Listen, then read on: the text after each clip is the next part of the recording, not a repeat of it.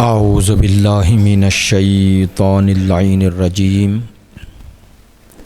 بسم اللہ الرحمن الرحیم الحمد للہ الذی جعلنا من المتمسکین بولایت امیر المؤمنین واولادہ المعصومین صلوات اللہ علیہم اجمعین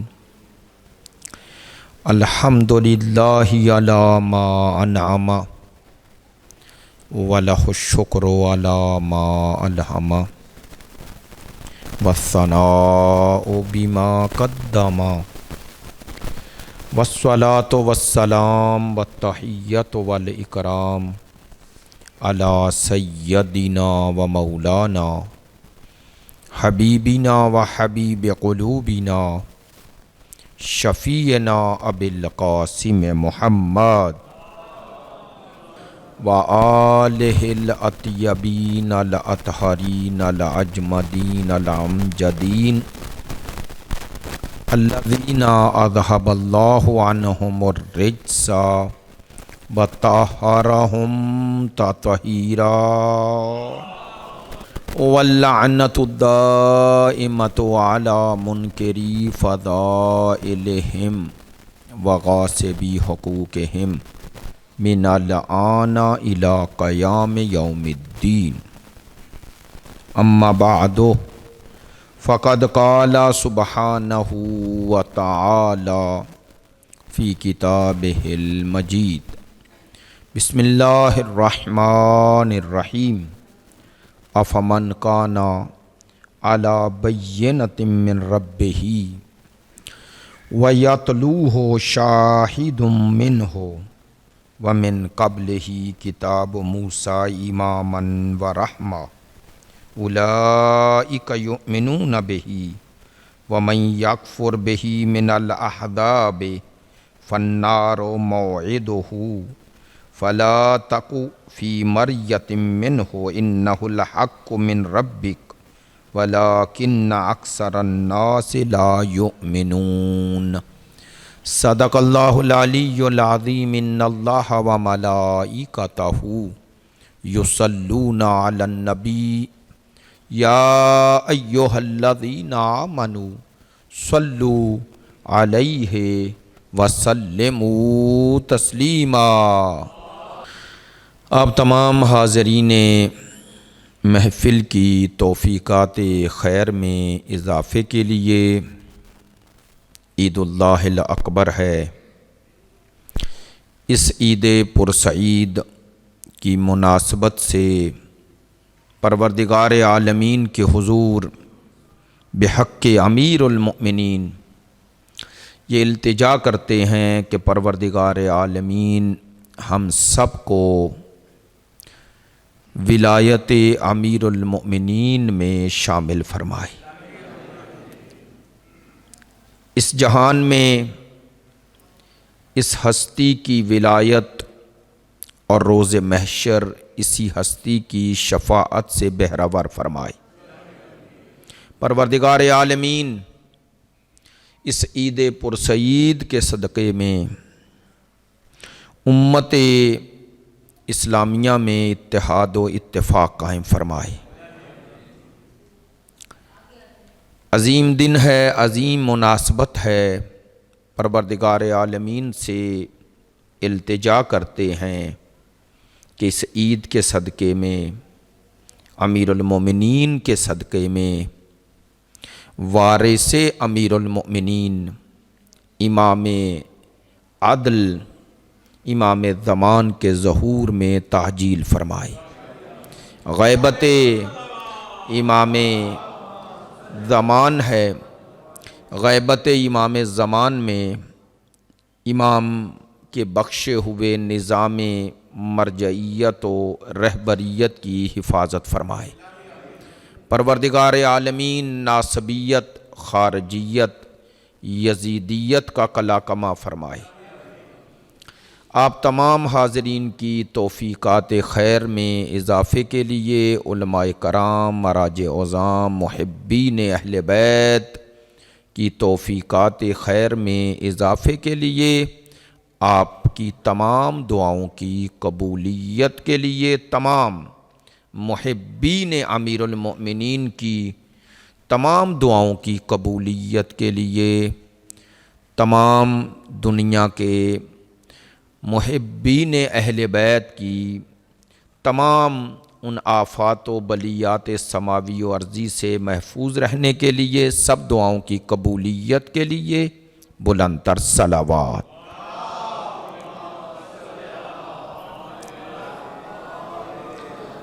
سب سے پہلے ابتدائے گفتگو میں آپ حاضرین کی خدمت عالیہ میں اور آپ کے توسط سے یہ آواز جہاں تک جا رہی ہے، خدمت عالیہ میں تمام سننے والے آپ حاضرین کی خدمت میں ہدیہ تبریک کو تہنیت عرض کرتا ہوں۔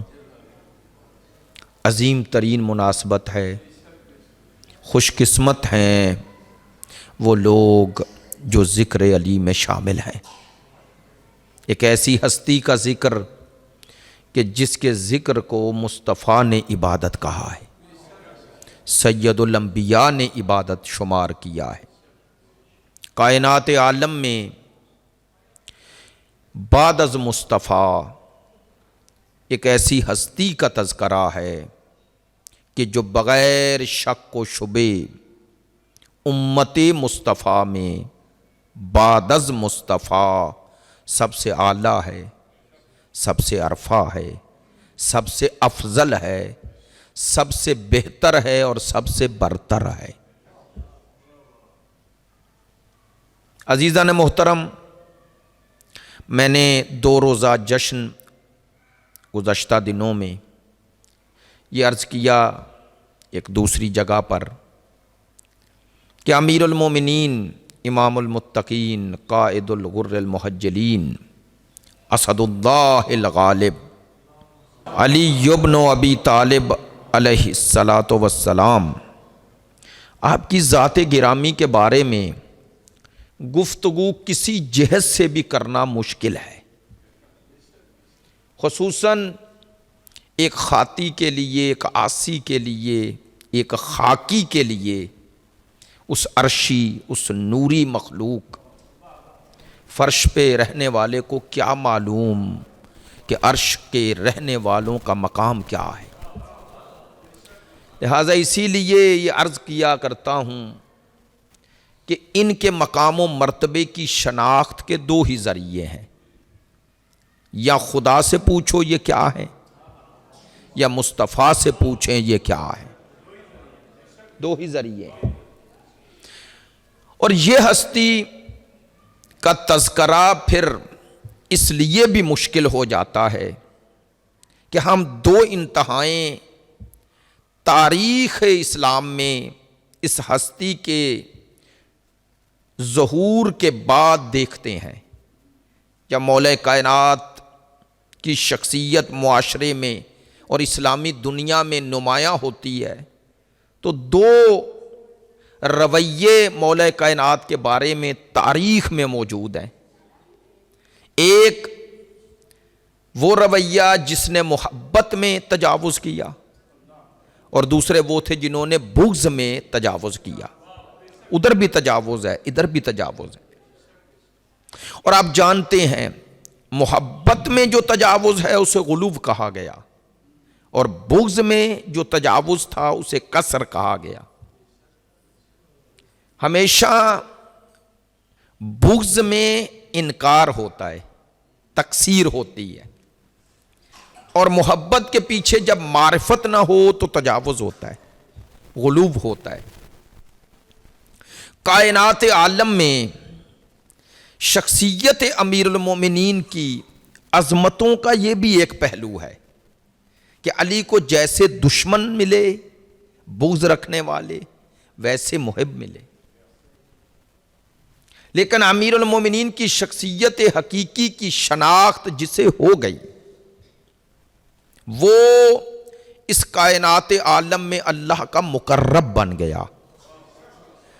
اور یہ کوئی مبالغہ نہیں ہے، اگر آپ عالم اسلام کے نظریات کا مطالعہ بھی کریں تو پھر بھی اس حقیقت کی تائید، توثیق، تصدیق ہوتی ہے کہ کائنات عالم میں جتنا ظلم، جتنی تنقیص، جتنی فضائل میں تحریف اور جتنا کتمان فضائل اس ہستی کا ہوا ہے، کسی اور کے لیے نہیں ہوا کائنات عالم میں۔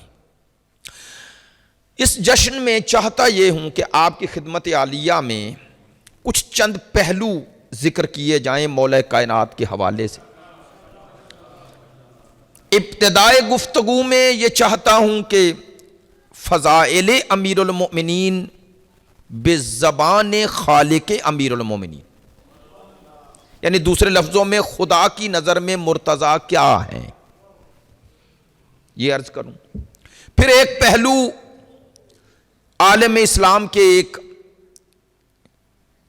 شخصیت کا جنہوں نے مولا کائنات کی نہج البلاغہ کی شرح لکھی، اس شرح کی مقدمے میں انہوں نے مولا کائنات کی فضائل کا ایک پہلو بیان کیا ہے جو میں نے ابھی ذکر کیا کہ مظلومیت میں علی کا کمال، مظلومیت ہے لیکن مناقب اور فضائل علی ہیں اسی مظلومیت میں۔ وہ جو تصویر کشی انہوں نے کی ہے وہ عرض کرنا چاہتا ہوں تاکہ آپ کی خدمت میں اور آپ کے توسط سے یہ پیغام جہاں تک جائے وہاں تک ہمارا یہ پیغام پہنچے۔ ایک جملہ عرض کر رہا ہوں، اس کے بعد گفتگو کا سلسلہ آگے بڑھاتا ہوں۔ وہ جملہ یہ ہے، آج جس ہستی کی ولادت باسعادت منا رہے ہیں، یہ جشن مولود کعبہ، جشن مولود کعبہ یعنی کعبے کا مولود، کعبے میں آنے والی ہستی جن کی ولادت باسعادت کعبے میں ہوئی۔ میں نے رات عرض کیا تھا کہ امام حاکم نیشاپوری نے اور شاہ ولی اللہ محدث دہلوی نے مستدرک علی الصحیحین میں اور شاہ ولی اللہ نے قرۃ العینین اور ازالۃ الخفا میں اور اس کے علاوہ متعدد علماء نے اور امام حاکم نے امیر المؤمنین کا جوف کعبہ یعنی وسط کعبہ میں آنا فرمایا یہ اتنا متواتر ہے، متواتر اس شے کو کہتے ہیں کہ جس واقعے پر اتنے لوگ روایت کریں جن کا جھوٹ پہ جمع ہونا ممکن نہ ہو، یعنی ان کی کوئی غرض و مرض نہ ہو، اسے کہتے ہیں تواتر۔ فرماتے ہیں امیر المومنین کا کعبے میں آنا، فرماتے ہیں اس پہ امت میں اتنا تواتر کے ساتھ یہ روایات پہنچی ہیں کہ سوائے دشمن علی کو کسی کو اس کے انکار کی جرأت نہیں ہے۔ یہ ان کے جملے ہیں، لیکن میں کہتا ہوں حتیٰ دشمن کو بھی انکار مولود کعبہ کی جرأت نہیں ہے۔ کیوں؟ چونکہ اللہ نے اس علی کے آنے کے نشان کو بھی آج تک باقی رکھا ہے۔ تو وہ فرماتے ہیں کہ امیر المومنین کا جوف کعبہ میں آنا یہ ایک ایسی فضیلت ہے، اب ان کی نظر میں کہہ رہا ہوں، لم یولد کہتے ہیں کوئی بھی علی سے پہلے، لم یولد احد قبلہ ولا بعدہ، سوا ہو قبلہ و بعدہ، فرماتے ہیں مولا کے سوا کوئی نہ مولا سے پہلے آیا اور نہ قیامت تک آئے گا۔ یہ جملہ کیوں دہرایا؟ اس لیے تاکہ آپ کی خدمت عالیہ میں اسی سے ایک نتیجہ عرض کروں اور سلسلہ گفتگو آگے بڑھاؤں۔ میں نے عرض کیا کہ مولا کا کعبے میں آنا یہ دو لوگوں کی نفی کر رہا ہے، ایک وہ جو منکر فضائل علی ہے اور ایک وہ جو حق علی میں تجاوز کر رہا ہے۔ مولا کا یہ کعبے میں آنا یہ منافق کے لیے بھی سخت ہے اور غالی کے لیے بھی سخت ہے۔ کیوں؟ جو علی کو خدا کہہ رہا ہے یہ اس کی بھی نفی ہے، اور جو علی کے فضائل کا انکار کر رہا ہے، اللہ نے کہا جسے میں نے اپنے گھر میں بھیجا ہے اس کے فضائل کے انکار کی جرأت کسے ہے؟ تو کہوں یہ جملہ کہ 13 رجب غالی کے لیے بھی اور مقصر کے لیے بھی، وہ جو بغض میں گھٹا رہا ہے اس کے لیے بھی، اور جو علی کو خدا بنا رہا ہے، دونوں کی نفی ہو رہی ہے۔ ہم اس علی کو مانتے ہیں جو اللہ کے گھر میں آئے، تو جس کے گھر میں آیا ہے اس کا ولی ہے، اللہ نہیں ہے، ایسا ہی ہے نا۔ اور دوسرا منافق کے لیے بھی پیغام ہے کہ علی کے انکار کے بغیر اللہ کے گھر میں جانا نہ جانا برابر ہے۔ جو علی کا انکار کر رہا ہے اس کا خدا کے سامنے جھکنا نہ جھکنا برابر ہے۔ اسی لیے امیر المؤمنین امام المتقین کی فضیلت اور مناقب کے حوالے سے پہلا مرحلہ قرآن ہے۔ اب آپ نے توجہ فرمانی ہے۔ میں جو آپ کی خدمت عالیہ میں اس حوالے سے پہلو عرض کرنا چاہتا ہوں وہ یہ ہے کہ آئیں سب سے پہلے قرآن مجید فرقان حمید کی نظر سے علی کی معرفت کی کوشش کریں۔ معرفت کرانے والا خدا ہے، اور سورہ ہود کی آیہ نمبر 17 ہے، توجہ رہے گی 17۔ آیہ مجیدہ کیا کہہ رہی ہے؟ افمن کانا علی بینۃ من ربہ ویتلوہ شاہد منہ۔ میں ترجمہ کر رہا ہوں صرف اس ٹکڑے کا، اور تفسیر کوثر سے اس کا ترجمہ کر رہا ہوں۔ بھلا وہ شخص افترا کر سکتا ہے جو اپنے رب کی طرف سے واضح دلیل رکھتا ہو اور اس کے پیچھے اس کے رب کی طرف سے ایک شاہد بھی آیا ہو؟ آیت کا لب و لہجہ اور معنی اور مفہوم تاکہ واضح ہو جائے اس لیے آیت کو دوبارہ پڑھ رہا ہوں، اور اس ترجمے میں ذرا کھول کے آپ کی خدمت میں عرض کر رہا ہوں۔ افمن کانا علی بینۃ من ربہ، خدا فرما رہا ہے کیا وہ خدا پر جھوٹ باندھے گا؟ کون؟ علی بینۃ من ربہ، جو اپنے رب کی طرف سے روشن نشانی لے کے آئے، واضح برہان لے کے آیا۔ توجہ رہیں، تمام شیعہ سنی علماء نے لکھا افمن کانا علی بینۃ من ربہ تفسیر میں کہ یہ من یعنی کون ہے جو اللہ پر جھوٹ باندھے، جو رب کی طرف سے واضح نشانی اور دلیل لے کے آیا۔ سب نے لکھا اس سے مراد سرکار کی ذات ہے۔ پروردگار فرما رہا ہے آیا میرا رسول مجھ پر یہ جھوٹ نعوذ باللہ اور افترا باندھ سکتا ہے جبکہ اس کے پاس روشن دلیل ہے؟ اس بینہ سے مراد علماء نے لکھا کہ معجزات پیمبر ہیں، اور پیمبر کے معجزات میں سب سے واضح معجزہ قرآن ہے۔ بے توجہ رہے، افمن کانا علی بینۃ من ربہ، آیا وہ خدا پر افترا باندھے گا جو تیرے رب کی طرف سے واضح نشانی لے کے آیا؟ توجہ رہے، وَيَتْلُوهُ شَاهِدٌ، اور اسی کے پیچھے پیچھے آ رہا ہے کون؟ شاہدن، جو اسی رسول کا گواہ ہے۔ بینہ تو قرآن ہے نا، اب شاہد قرآن نہیں ہو سکتا۔ اللہ نے تاکہ کوئی یہ نہ کہے اس شاہد سے مراد یہی کتاب ہے، پروردگار نے 2 جملے اس کے لیے استعمال کیے گواہ کے لیے۔ بے توجہ، یتلوہ شاہد من ہو، یتلوہ من ہو، یہ 2 جملے۔ پروردگار نے فرمایا یہ جو میرے رسول کا گواہ ہے اس واضح روشن برہان کے ساتھ، اس کی 2 صفات ہیں، یتلوہ، وہ پیمبر کے پیچھے ہے، دوسرا گواہ ہے تو کون ہے؟ من ہو، اسی رسول سے ہے، من ہو اسی رسول سے ہے۔ تو پیمبر کے اس گواہ کی 2 صفات بیان ہو رہی ہیں، ایک پیمبر کے پیچھے ہے، دوسرا پیمبر سے ہے۔ تو ہم پیغمبر کا گواہ اسے ہی مانتے ہیں جو پیغمبر کے پیچھے رہے، اور دوسرا من ہو وہ پیغمبر کا غیر نہ ہو، پیغمبر کے اسی وجود کا حصہ ہو۔ آپ نے توجہ فرمائی ہے؟ سورہ ہود کی آیہ نمبر 17 ہے، اور میں کوئی خطیبانہ انداز میں بات نہیں کرنا چاہتا تاکہ بات دوسرے مسلمان بھائیوں تک اگر پہنچے تو وہ ہماری بات کو مستند طریقے سے اگر غور و فکر کریں تو کسی نتیجے تک پہنچے۔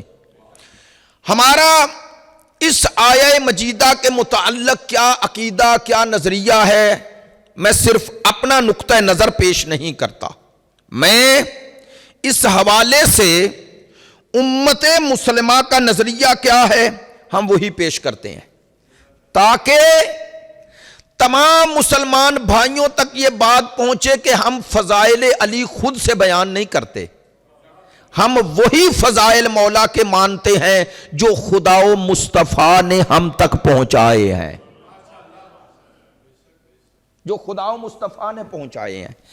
آپ نے توجہ فرمائی ہے، لیکن میں چاہتا ہوں تھوڑا اس بات کی وضاحت اور ہو جائے اور آپ اس حیرانگی سے تھوڑا باہر آئیں۔ کیا حیرانگی؟ پروردگار عالمین نے سرکار دو عالم کے گواہ کا ذکر کیا ہے اور دو صفات بیان کی ہیں۔ اب صفات اپنے معنی میں کہہ رہا ہوں، یتلو ہو، من ہو، وہ ان کے پیچھے بھی ہے۔ تلا یتلو کا معنی ہوتا ہے کہ اس میں اور اس میں کوئی فاصلہ نہیں ہے۔ یہ پیغمبر کا گواہ پیغمبر کے قدم بہ قدم چل رہا ہے، یعنی نہ کردار میں نہ گفتار میں پیغمبر سے آگے بڑھتا ہے، نہ پیغمبر اور اپنے درمیان اتنا فاصلہ پیدا کرتا ہے کہ کوئی اور آ جائے۔ توجہ ہو گئی ہے؟ یہ یتلو ہو اس گواہ کی عظمتوں کو بیان کر رہا ہے۔ چلیں آپ چونکہ متوجہ ہیں اس لیے ایک آیت اور پڑھتا ہوں تاکہ قریب آ جائیں اور گفتگو آگے بڑھے۔ یہ جو گواہ ہے کس کا گواہ ہے؟ خود سرکار کیا ہیں؟ انا ارسلناک شاہدا ومبشرا ونذیرا وداعیا الی اللہ باذنہ وسراجا منیرا۔ آپ متوجہ ہیں؟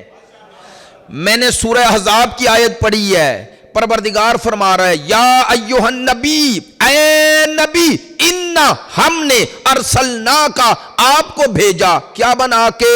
شاہدن، گواہ بنا کر۔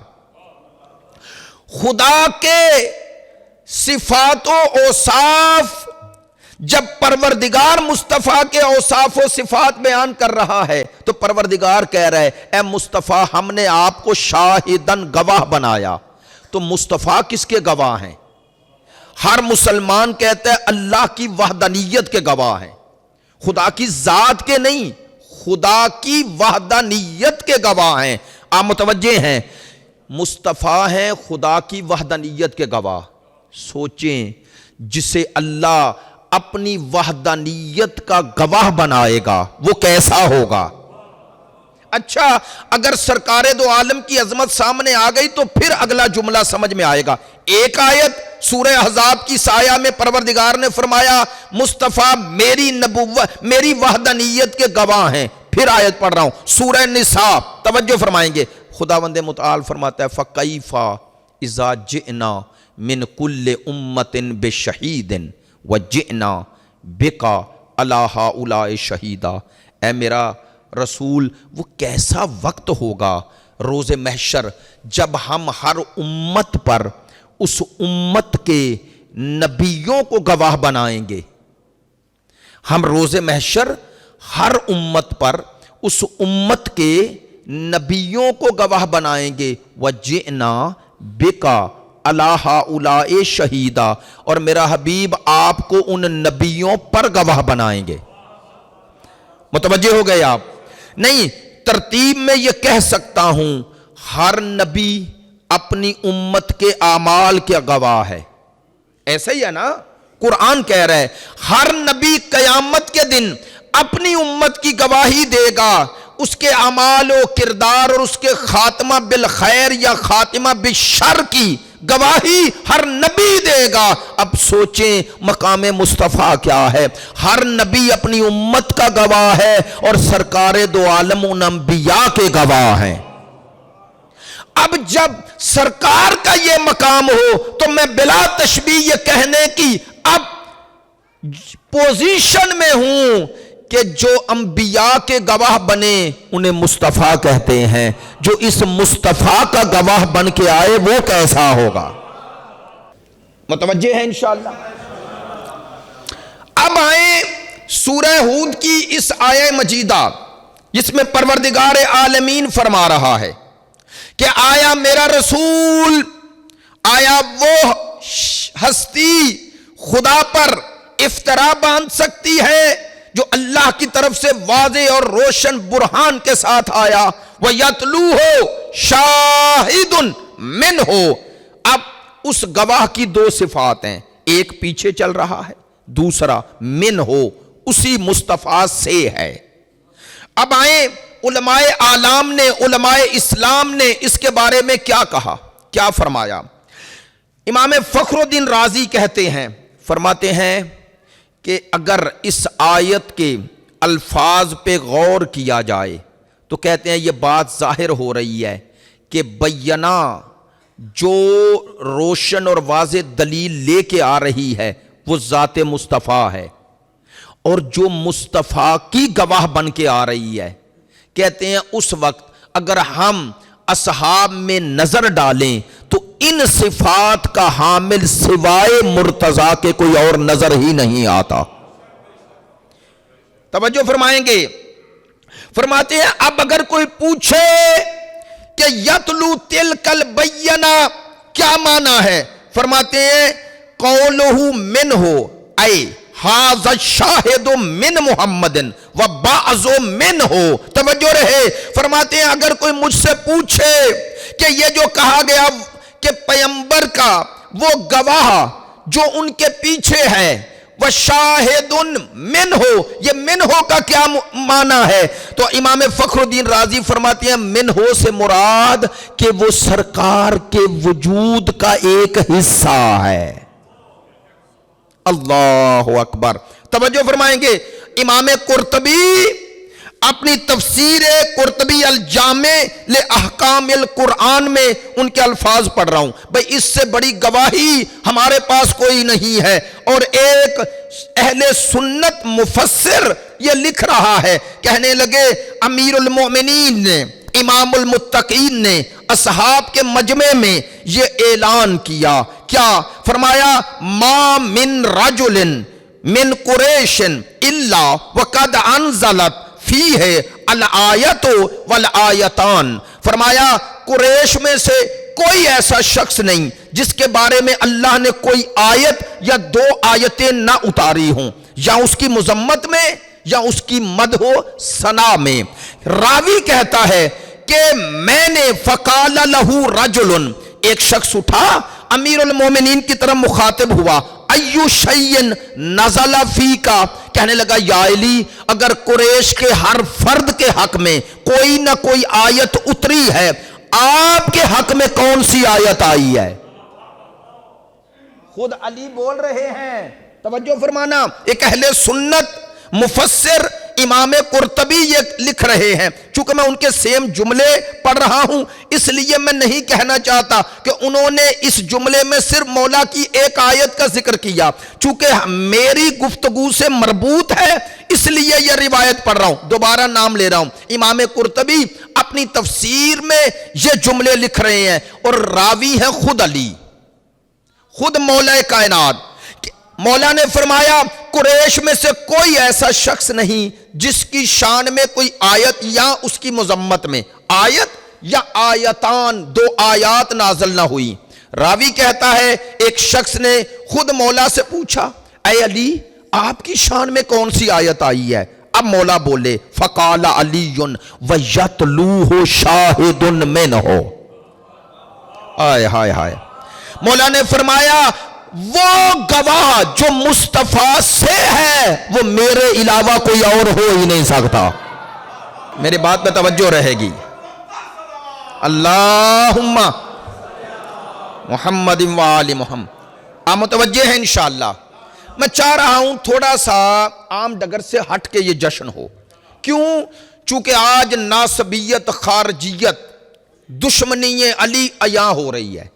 ہر دور میں عیاں رہی، لیکن آج دشمن علی منافقین. اب میری منافقین سے مراد، ناسبیوں سے مراد کوئی مسلک نہیں، ممبر پہ کہہ رہا ہوں، کوئی مذہب نہیں. سنیے، علی کی دشمنی کا تعلق کسی مذہب سے نہیں. میں ممبر سے کوئی تکلفاً نہیں کہہ رہا، حقیقتاً کہہ رہا ہوں. مولا علی سے دشمنی کا تعلق کسی مسلک اور مذہب سے نہیں. کیوں؟ چونکہ سرکار دو عالم نے علی سے محبت کو بھی کسی مسلک کا خاصہ نہیں بتایا، اور علی سے بغض کو بھی کسی مسلک کی نشانی نہیں بتائی. سرکار نے دو جملے فرمایا اے علی، تجھ سے محبت رکھنے والا نہ شیعہ ہے نہ سنی، لیکن مومن ہے. میری بات پہ یار توجہ فرمانا. علی تجھ سے محبت رکھنے والا مومن ہے، اور تجھ سے بغض رکھنے والا منافق ہے. بس میں کہتا ہوں محب علی کوئی بھی ہو وہ مومن ہے، اور علی سے بغض رکھنے والے کا تعلق کسی مسلک سے نہیں، وہ منافق ہے.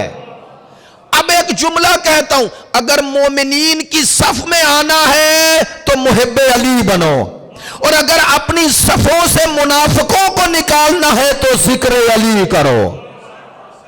چلیں اسی آیے مجیدہ کے ضمن میں چونکہ گفتگو جاری ہے، میں آپ کی خدمت عالیہ میں مولا کائنات کی زبان مطہر سے اس روایت کے سلسلے کو آگے بڑھاتے ہوئے تھوڑا گفتگو کو بلند کرتا ہوں، تاکہ ایک پہلو ہمارے پاس آ گیا، وہ مولا کائنات کی زبان مطہر سے.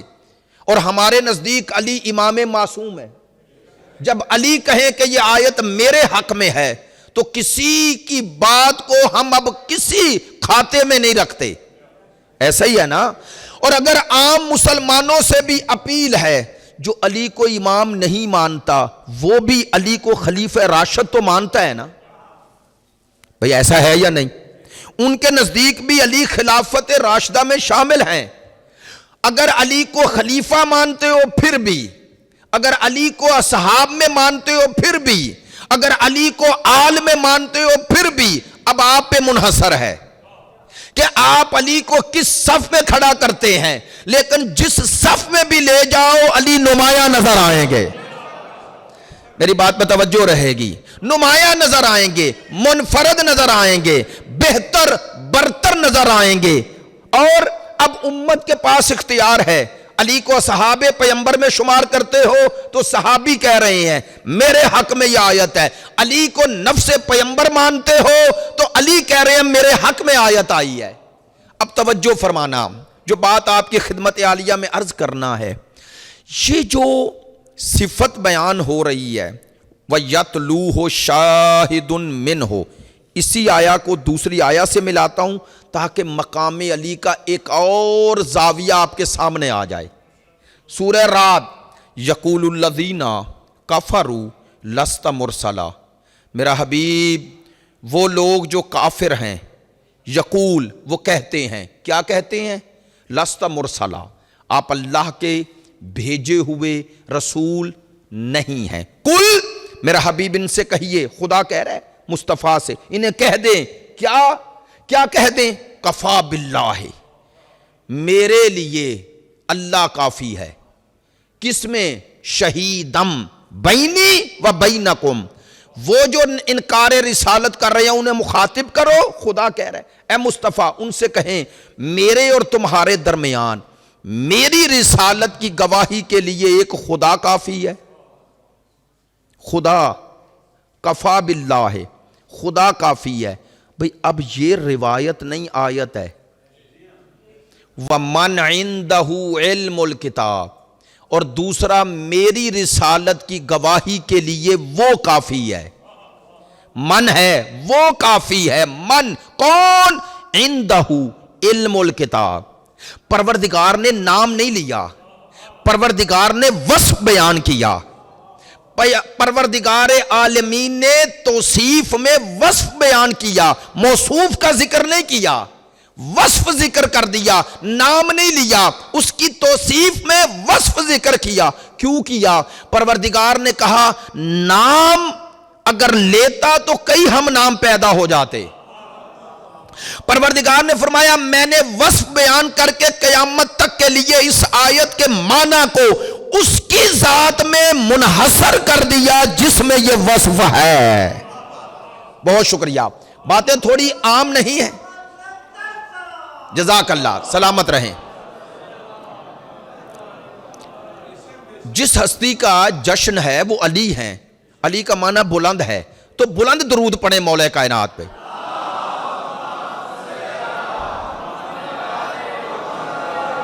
آپ متوجہ ہیں انشاءاللہ؟ چونکہ گفتگو مجھے جیسا کہ کہا گیا ہماری لائیو بھی جا رہی ہے، اس لیے میں کچھ باتیں اس تناظر میں کر رہا ہوں، اور آپ میرے سامنے صرف نہیں ہیں، گفتگو کا دائرہ اس لیے اس تناظر میں ہی عرض کرنا چاہتا ہوں۔ میں نے جیسا کہ عرض کیا سورہ رات وہ سورہ ہود دونوں آیات کو ملائیں، توجہ رہے گی۔ وہاں پروردگار نے کہا مصطفیٰ کا گواہ وہ ہے جو مصطفیٰ سے ہے، من ہو یتلو ہو شاہد من ہو۔ میں نے ابھی عرض کیا امام قرطبی اور امام فخر الدین رازی اور علامہ آلوسی تینوں مفسرین نے، روح المعانی میں امام فخر الدین رازی نے اور تفسیر قرطبی میں تینوں نے نقل کیا کہ من ہو سے مراد یہ ہے کہ وہ پیمبر کے وجود کا ہی جز ہے۔ توجہ رہے، من ہو یعنی پیمبر سے ہے۔ اور یہاں دوسری آیت سورہ رعد میں پروردگار نے کیا فرمایا؟ فرمایا جو تجھے رسول نہیں مانتے انہیں چیلنج کرو، انہیں کہو مجھے تمہاری ضرورت بھی نہیں۔ کیوں؟ فرمایا میری رسالت کی گواہی کے لیے ایک اللہ کافی ہے۔ اور دوسرا وَمَنْ عِنْدَهُ عِلْمُ الْكِتَابِ، جس کے پاس کتاب کا علم ہے۔ لے بھائی میرے ساتھ ہے، اگر ہم مصطفیٰ کا گواہ اسے ہی مانیں گے جس میں یہ دونوں صفات ہوں، ایک پیمبر کا غیر نہ ہو، پیمبر سے ہو، دوسرا جاہل نہ ہو، من عندہ علم الکتاب کا مصداق ہو۔ بات پہ توجہ ہے؟ اچھا، اب یہ دونوں آیات میں جو پیمبر کے اس شاہد، اس گواہ کی صفات بیان ہوئی، ان دونوں پر ایک ایک دلیل اور گفتگو سمیٹ رہا ہوں۔ شاہد من ہو، پیمبر سے ہو، میں نے یہیں پر ملتان میں ہی یہ عرض کیا ہے، معذرت چاہتا ہوں مناسبت سے اس لیے عرض کر رہا ہوں۔ پیمبر سے ہو، اس کی دلیل کیا ہے؟ اسی لیے پیمبر نے جب سورہ براءت کی چند آیتیں نازل ہوئیں تو کسی کو بھیجا کہ جا کے مکے میں ان آیات کی تبلیغ کریں، ادھر بھیجا اور ادھر جبرائیل کا نزول ہوا۔ پیمبر ختمی مرتبت کو جبرائیل مخاطب ہوئے اور کہنے لگے اے میرا حبیب، اللہ درود و سلام کے بعد یہ کہہ رہا ہے لا یؤدی انی الا انت اور رجل من کا، ان آیات کی تبلیغ کے لیے یا خود جائیں یا اسے بھیجیں جو آپ سے ہو۔ توجہ ہے؟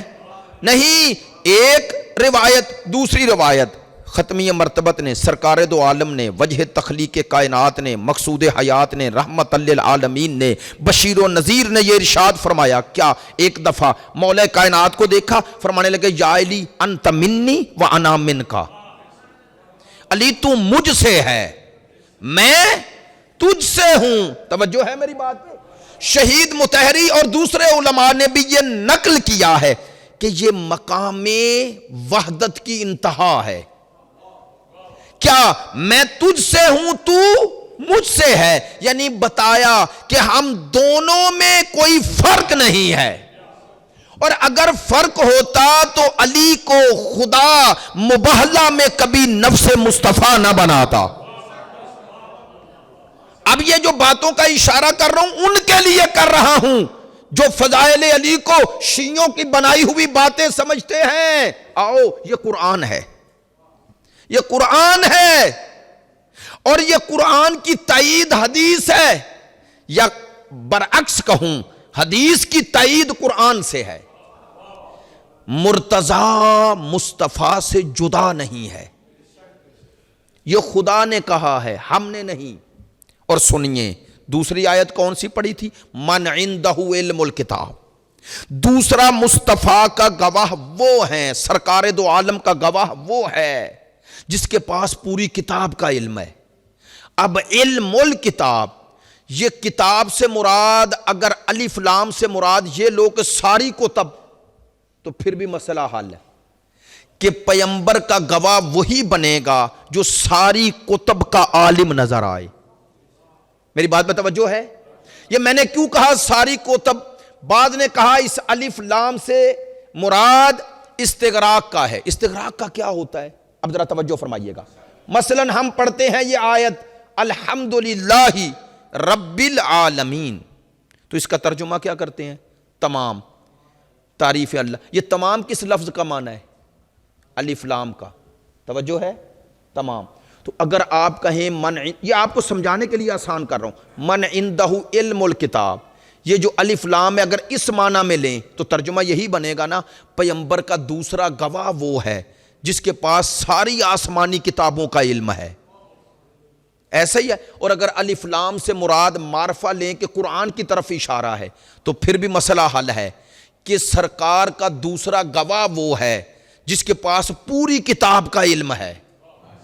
تھوڑا میرے ساتھ رہنا، میں ذرا بات جو کر رہا ہوں، پیغمبر کی رسالت کے دو گواہ ہیں، ایک خدا، دوسرا جس کے پاس کتاب کا علم ہے۔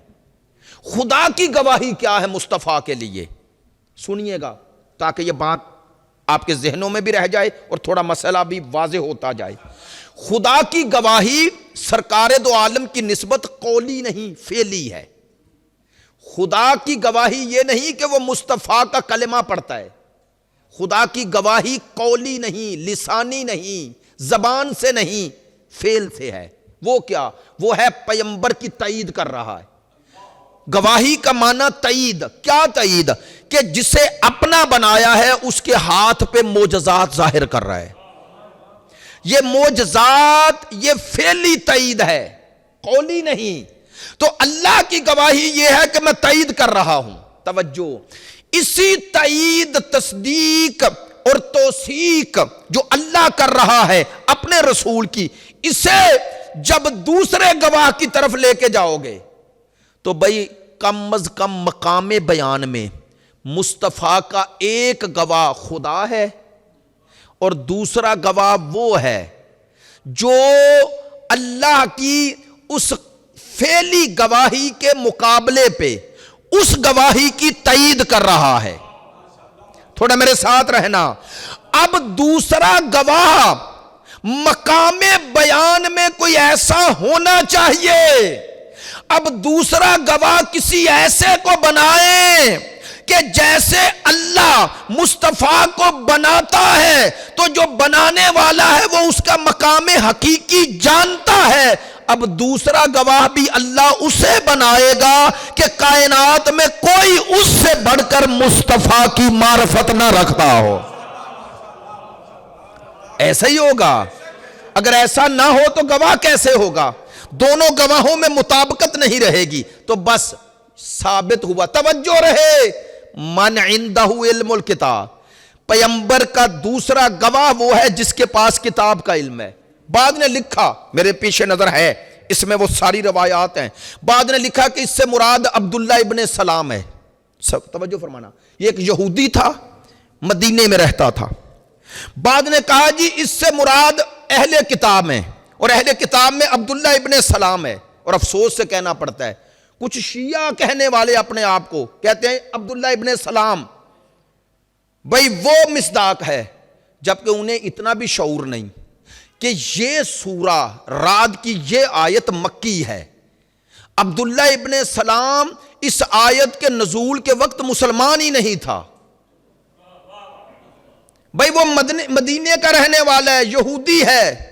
توجہ ہے، اس وقت یہودی تھا، بعد میں مسلمان ہوا۔ تو جو آیت کے نزول کے وقت مصطفیٰ کو نبی ہی نہیں مانتا وہ اس کی گواہی کیسے دے گا؟ توجہ ہے۔ آیت مکی ہے، مصداق مدینے میں کیسے بنا رہے ہیں؟ توجہ ہے؟ بس اسی لیے اس آیت کے دوسرے گواہ کا مصداق اتم و اکمل شیعہ کو چھوڑو اہل سنت کے نزدیک بھی مرتضیٰ ہے۔ اچھا، میں روایات کی طرف نہیں جانا چاہتا چونکہ وقت بہت کم رہ گیا، اس لیے بات سمیٹ رہا ہوں اور آپ کی خدمت میں دونوں آیتوں کو ملا کے نتیجہ دے رہا ہوں۔ پیغمبر کا دوسرا گواہ وہ ہے جس کے پاس کتاب کا علم ہے۔ لے بھائی، کچھ چیزیں کھولنے سے واضح ہو جاتی ہیں۔ ایک گواہ خدا ہے، کتاب نازل کرنے والا، تو نازل کی مصطفیٰ پہ، اب جن پہ نازل کی، نعوذ باللہ، سمجھانے کے لیے بات استفسار کے استفہامی انداز میں بات کر رہا ہوں۔ کیا کوئی سوچ سکتا ہے کہ مصطفیٰ کو اس کتاب کا علم نہیں؟ اگر انہیں نہیں تو کسے ہوگا؟ ایسا ہی ہے۔ تو جیسا علم کتاب مصطفیٰ کے پاس ہے ویسا ہی علم کتاب اس کے پاس ہوگا، جس کی صفت اللہ نے یہ بیان کی ہے کہ اس کے پاس کتاب کا علم ہے۔ تھوڑی باتیں مشکل ہیں لیکن عام فہم نہیں سوچئے گا، میں چاہتا ہوں مجلس سے ذکر سے زیادہ جشن فکر ہو جائے۔ کیا کہنا چاہتا ہوں سنیے، جیسے اللہ نے مصطفیٰ کو علم دیا، کیسے دیا؟ سرکار نے اس کائنات میں آ کر کسی کے سامنے زانوئے تلمذ طے کیا؟ شاگردی کی کسی کی؟ نہیں کی نا۔ تو مصطفیٰ کسی کے سامنے زانوئے تلمذ طے نہیں کیا۔ اس کا معنی ہے سرکار کے پاس جتنا علم ہے وہ کسبی نہیں، وہ وہبی ہے۔ سرکار نے کسب نہیں کیا، اللہ نے دیا۔ اچھا، بس ثابت ہو گیا جیسے مصطفیٰ کا علم خدائی ہے، الہی ہے، ایسے ہی دوسرے گواہ کا علم بھی کسبی نہیں ہے۔ آئے ہائے ہائے، اس کا علم بھی علم الہی ہے۔ بھئی اگر آپ ابھی تک نہیں پہنچے تو آؤ تائید دیتا ہوں، اور سرکار کی زبان سے اسی لیے نکلا، انا مدینۃ العلم۔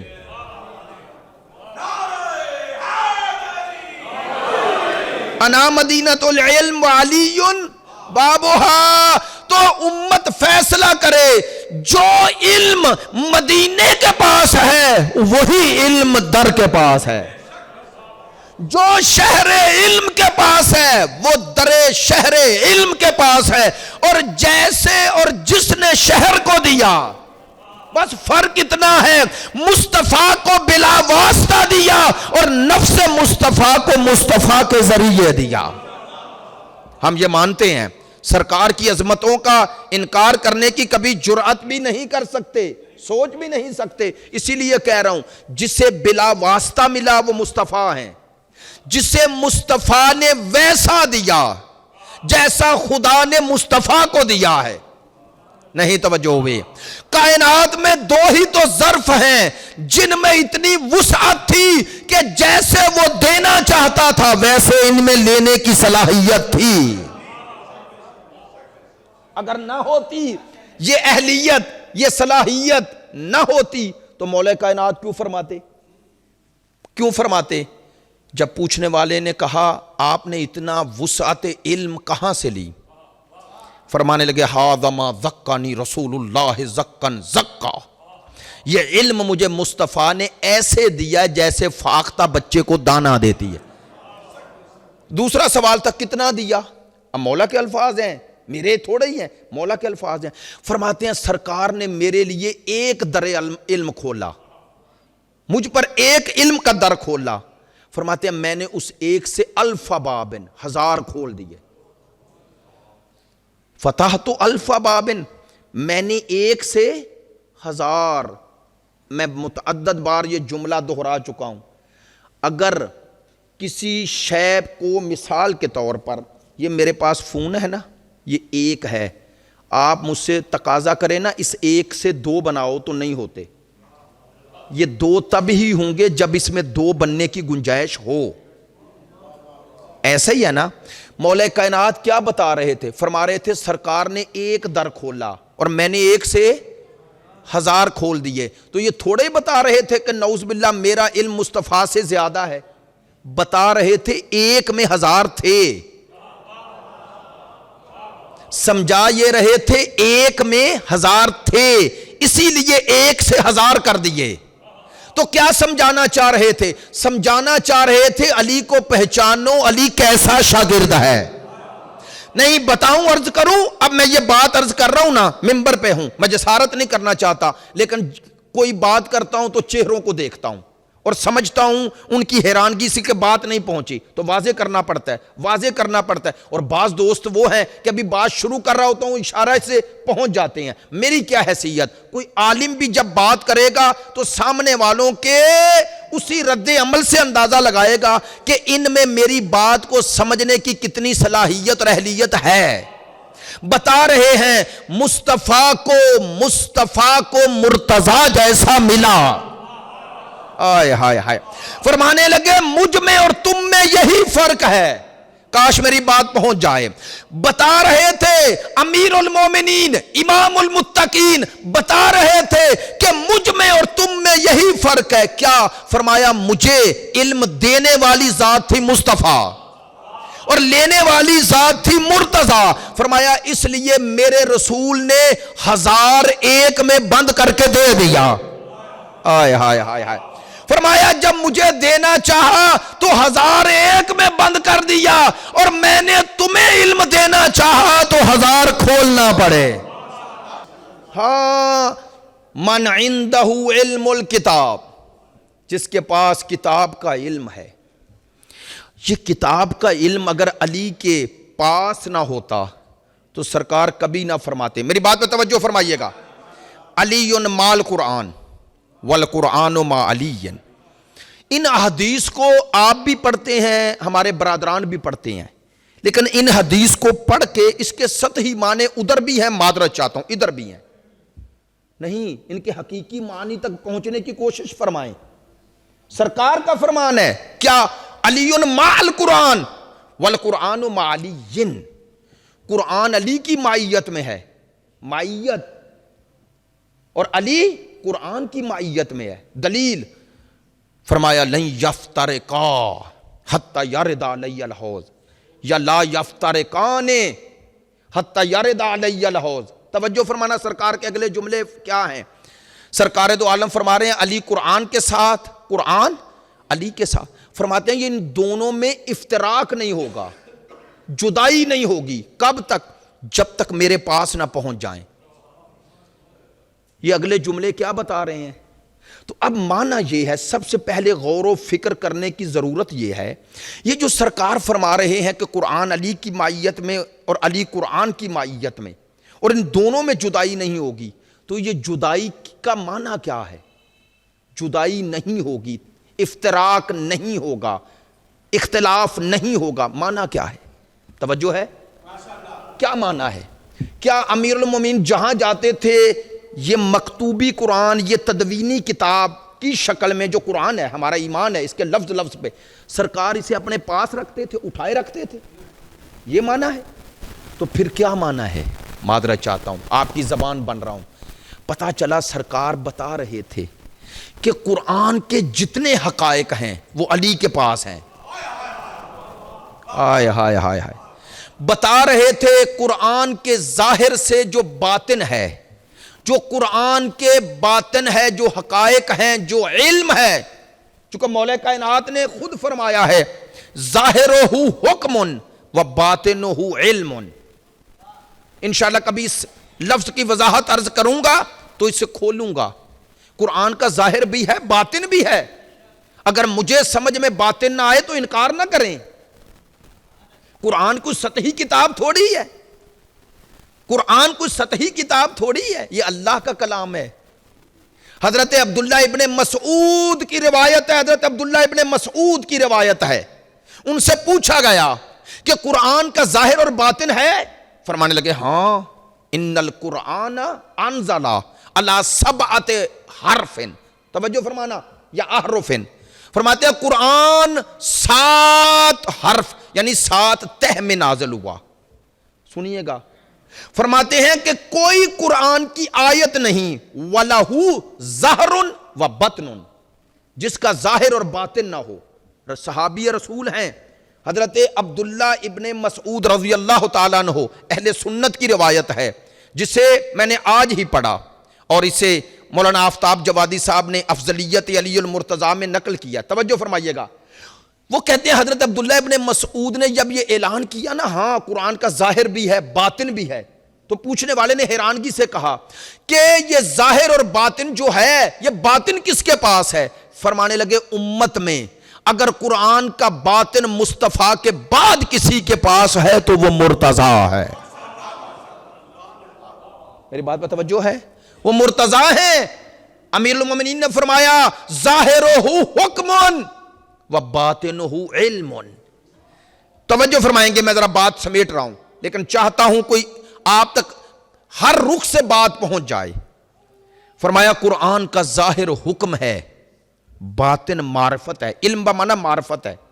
چلیں اب تاکہ میری بات اور واضح ہو جائے اور آپ میرے تھوڑا قریب آ جائیں تاکہ میں بات ختم کروں تو آپ تک پہنچے، اور انشاءاللہ برادر بھی تشریف لے آئے ہیں. انشاءاللہ محفل کا سلسلہ آگے بڑھے گا، اس لیے میں دعا بھی نہیں کرواؤں گا، صرف آپ کو جملہ کہوں گا اور آپ سب کو صلوات پڑھا کے پھر برادر کو جس طرح پروگرام کی ترتیب ہے. میرے ساتھ ہیں نا؟ اس بات کی وضاحت عرض کروں تاکہ آپ تک بات پہنچ جائے. مثلا قرآن مجید کی یہ آیہ مجیدہ ہے وَلَيَنْظُرُ الْإِنسَانُ إِلَىٰ طَعَامِهِ. توجہ فرمانا کہ انسان اپنے طعام کھانے کی طرف نظر کرے. آیت ہے. معصوم سے پوچھا صحابی نے کہ مولا خدا فرما رہا ہے کلام مقدس میں کہ اپنے طعام کی طرف نظر کریں، تو اس سے مراد کیا ہے؟ سنیے گا. معصوم نے فرمایا ایک اس کا ظاہر ہے ایک باطن ہے. بتاؤ تمہیں ظاہر اور باطن دونوں بتاؤں؟ قابل ظرف تھا. جی مولا دونوں بتائیں. مولا نے فرمایا اس کا ظاہر یہ ہے، پروردگار بتا رہے جب بھی غذا کھانے لگو یہ مادی غذا، تو اس مادی غذا کو دیکھو پاک و پاکیزہ ہے، صحت کے لیے مضر تو نہیں. توجہ ہے؟ چونکہ یہ تمہارے جسم کا حصہ بنے گی، لہذا اس کی طرف نظر کرو، پاکیزہ بھی ہو، صحت کے لیے مضر بھی نہ ہو، نقصان دہ بھی نہ ہو. مولانا نے فرمایا یہ اس کا ظاہر ہے. اب توجہ فرمائیں گے. فرمایا ایک اس آیت کا باطن ہے. وہ کیا؟ فرمایا خدا نے انسان کو دو چیزوں سے مرکب کیا ہے، جسم اور روح. فرمایا جیسے جسم کی غذا ہے ویسے روح کی غذا ہے. امام نے فرمایا جسم کی غذا مادی ہے، وہ یہیں سے پیدا ہوتی ہے. فرمایا روح چونکہ مادہ نہیں لہذا اس کی غذا بھی مادی نہیں ہے، اس کی غذا اس روح کے مناسب ہونی چاہیے. فرمایا وہ کیا ہے؟ امام نے فرمایا علم. اور فرمایا علم کے حصول کے دو ذریعے ہیں، کان اور آنکھ. جو پڑھتے ہو وہ بھی علم بنتا ہے، معلوم کا حصہ بنتا ہے. جو دیکھتے ہو وہ بھی معلومات اور ذہن و دماغ میں نقش ہو جاتا ہے. اگرچہ ذرائع آنکھ اور کان مادی ہیں لیکن علم جو معلوم کی شکل میں آتا ہے وہ مادہ نہیں. توجہ فرمانا. معصوم نے فرمایا پروردگار نے اس آیت میں تمہیں دونوں طرف متوجہ کیا. پروردگار نے فرمایا جیسے جسم کی غذا کے لیے دیکھنا کہ صحت کے لیے نقصان دہ تو نہیں، فرمایا ایسے ہی ہر کسی سے علم نہ لینا، بلکہ چونکہ یہ جنہیں آپ عقیدہ جسے کہتے ہیں نا، عقیدہ وہ عقیدہ علم سے بنتا ہے. وہ جسے معرفت کہتے ہیں اس کے یہ دو ذرائع ہیں، دیکھنا اور سننا. یہی ہے نا. تو اب کہہ دوں جملہ، چونکہ ولادت مولا کائنات ہے، باب مدینۃ العلم کا ذکر ہے. معصوم ہمیں سمجھا رہے ہیں یہ عقیدے کی بنیاد بنتی ہے علم. تو سمجھا رہے ہیں ہر کسی سے علم نہ لینا، ہر کسی سے عقیدہ بھی نہ لینا. فرماتے ہیں ہر بات اس قابل نہیں ہوتی کہ اسے سنا جائے، اور ہر شے اس قابل نہیں ہوتی کہ اسے پڑھا جائے. فرمایا علم لینے سے پہلے دیکھنا وہ خود اہل ہے تو اہل سے لوگے تو درست عقیدہ ملے گا، نہ اہل سے لوگے تو گمراہی کی طرف لے جائے گا۔ اب جملہ کہوں، خدا کی قسم دنیا میں جتنی گمراہی آئی ہی اس لیے ہے کہ اہل کی جگہ پر نہ اہل آ گئے۔ اگر تاریخ میں نہ اہل نہ ہوتے تو امت گمراہ ہوتی۔ باب مدینۃ العلم کو چھوڑا گیا تو امت میں گمراہی آ گئی۔ اب اسی حدیث کا آخری پہلو ذکر کر رہا ہوں، اسی حدیث کا آخری پہلو۔ امیر المومنین کے بارے میں سرکار دو عالم نے فرمایا، علی مال قرآن والقرآن مالی، قرآن علی کے ساتھ اور یہ دونوں ایک دوسرے سے جدا لیں بھائی۔ خصوصاً مجھے خوشی ہے محفل میں نوجوانوں کی اکثریت ہے، اس لیے الحمدللہ آپ تک بات پہنچانا چاہ رہا ہوں۔ آپ میرے چھوٹے بھائیوں کی طرح ہیں، ایک طالب علم ہوں، اس سے زیادہ کوئی دعویٰ نہیں، لیکن یاد رکھنا قرآن اور علی ایک دوسرے سے جدا نہیں۔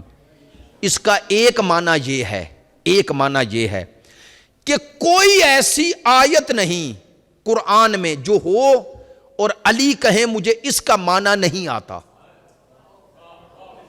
میں آسان لفظوں میں سمجھانے کی کوشش کر رہا ہوں، کیوں؟ چونکہ جب بھی مولا کی زبان سے یہ آئے گا یا مولا اظہار کر دیں کہ قرآن کی اس آیت کا معنی میرے پاس نہیں تو جدا ہو گئے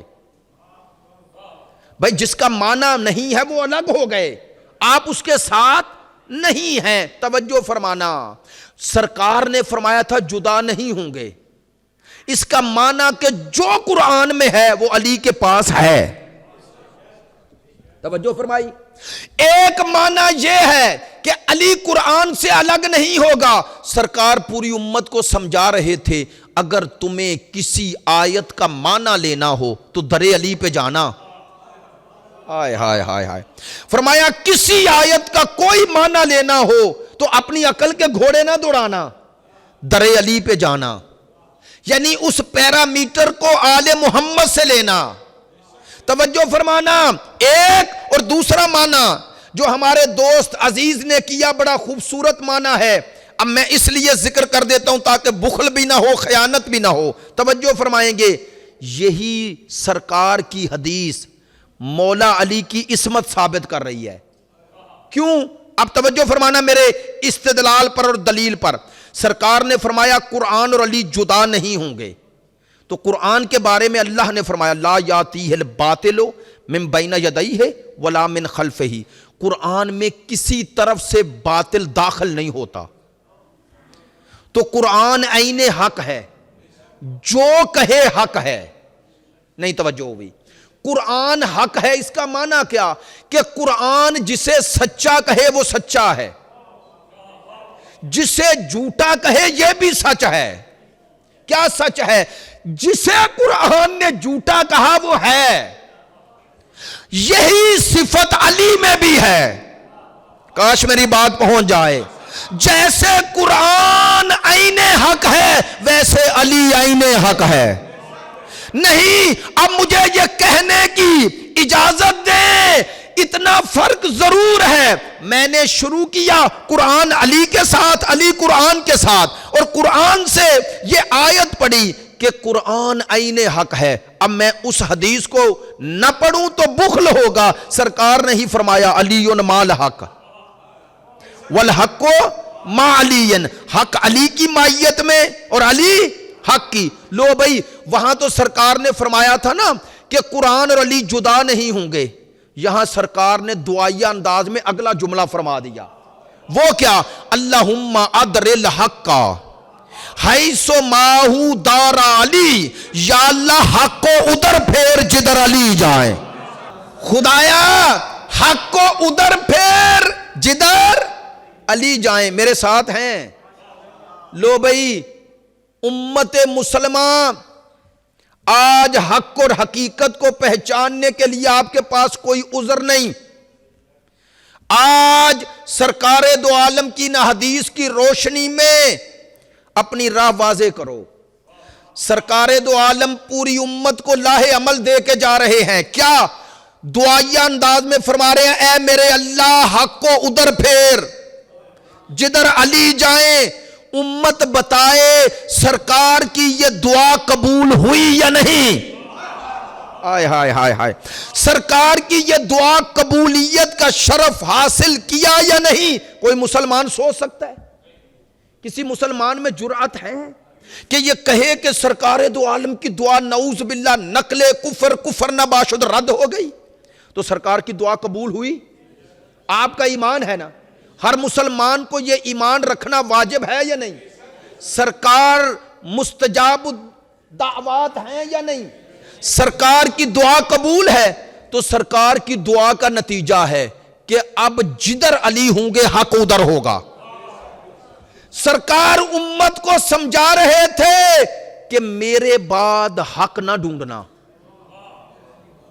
میں تو بہت بڑی بات کہہ کے جا رہا ہوں، سرکار امت کو سمجھا رہے تھے میرے بعد حق نہ ڈھونڈنا کدھر ہے، میرے بعد یہ ڈھونڈنا علی کدھر ہے۔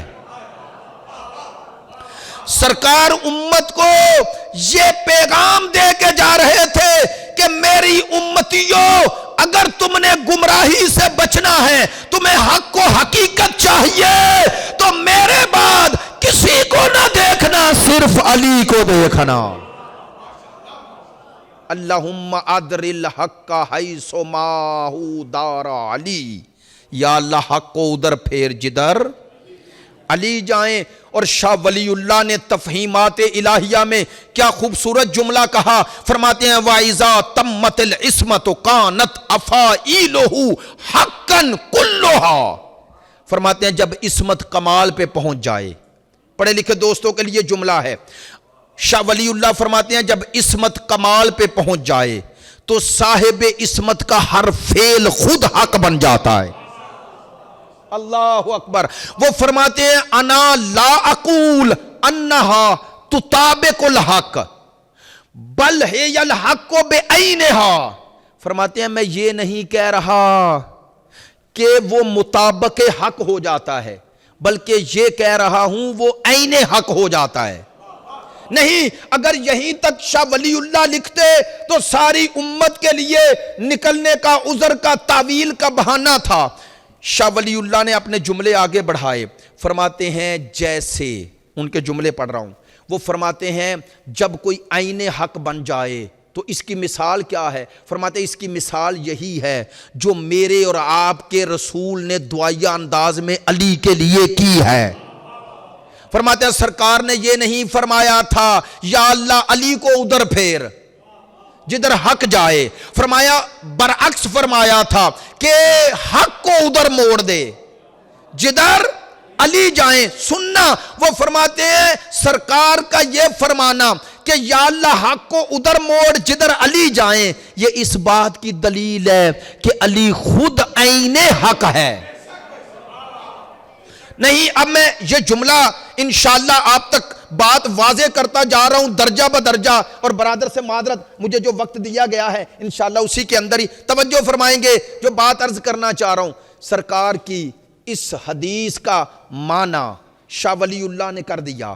فرماتے ہیں جب عصمت کمال پہ پہنچ جائے، آپ نے توجہ نہیں فرمائی، تو حق خود وہ معصوم حق بن جاتا ہے۔ فرماتے ہیں اس وقت اس سے حق کو پہچانو، حق سے اسے نہیں۔ فرماتے ہیں چونکہ وہ عصمت کے کمال پر ہے تو شاہ ولی اللہ مان گئے کہ علی معصوم بھی ہے، عین حق بھی ہے۔ ہائے ہائے ہائے ہائے۔ اب ان تفہیمات الہیہ، کتاب ہے ان کی تفہیمات الہیہ، توجہ فرمانا، نتیجہ دے رہا ہوں، علی عین حق۔ اچھا، علی عین حق، اس کا کیا معنی ہے؟ اب میں اس کے لیے ایک مثال عرض کیا کرتا ہوں، عوامی ہے لیکن معذرت چاہتا ہوں۔ دو چیزیں ہوتی ہیں، ایک ہوتا ہے ترازو، ایک ہوتی ہے جنس۔ آپ ترازو کو نہیں تولتے، جنس کو تولتے ہیں، ترازو پر تولتے ہیں۔ ترازو کے لیے ایک ذمہ داری ہے ہم سب کی، وہ کیا؟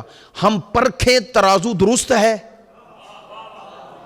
ترازو درست ہے، یہ جو وزن بتا رہا ہے درست ہے۔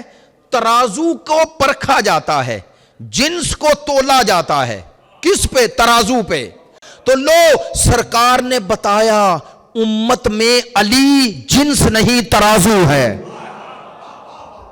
سرکار نے سمجھایا علی امت میں ترازو حق ہے. فرمایا اب قیامت تک علی کو نہ تولنا، سب کو علی سے تولنا.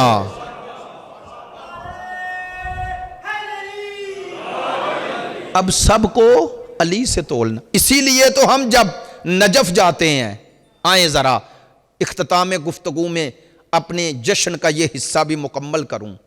اسی لیے جب نجف جاتے ہیں، مولا کی زیارت پڑھتے ہیں، مولا کو مخاطب کرتے ہیں تو کیا کہتے ہیں؟ السلام علیکہ یا میزان الاعمال. میں آپ پر سلام بھیجتا ہوں اے میرے مولا، آپ اعمال کا ترازو ہیں.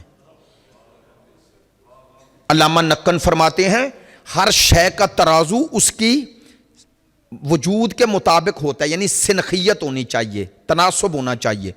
اب ماشاءاللہ اہل زبان بھی تشریف فرمائے. بعض چیزوں کو آپ تولنے کا معیار، بعض کو تولا جاتا ہے، بعض کو ناپا جاتا ہے، بعض کو ماپا جاتا ہے. ایسا ہی ہے نا بھئی؟ کلومیٹر ہے، کلو گرام ہے، ایسا ہی ہے نا؟ اسی طرح بول کے بتائیے گا.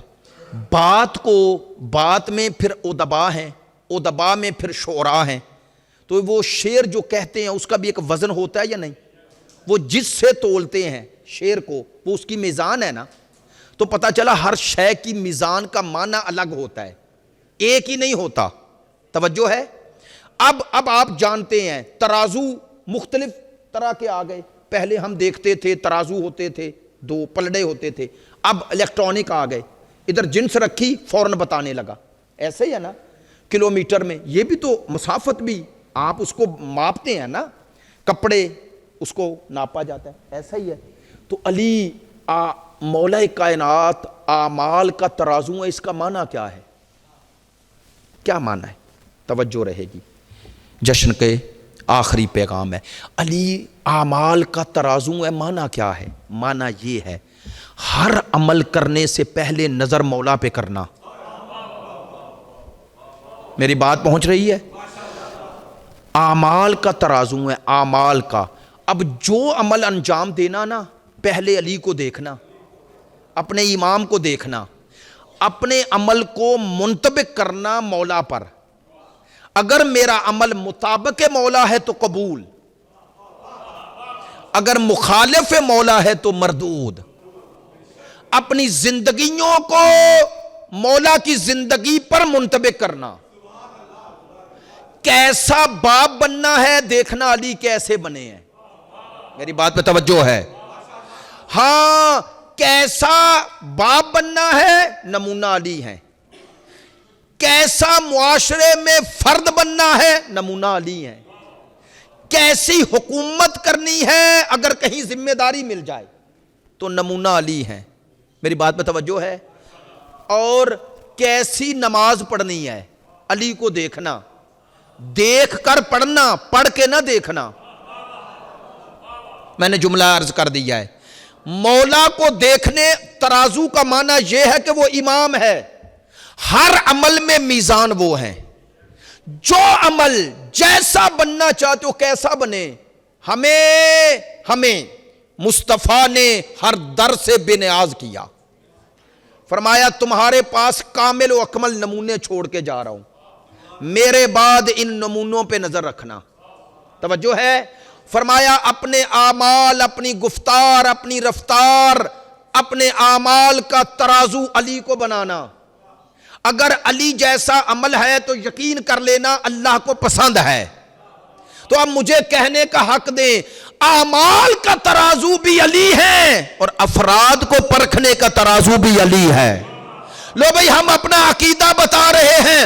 ہمیں ہر وہ بندہ قبول ہے جو مطابق مرتضی ہو، اور ہر وہ بندہ مردود ہے جو مخالف مرتضی ہو.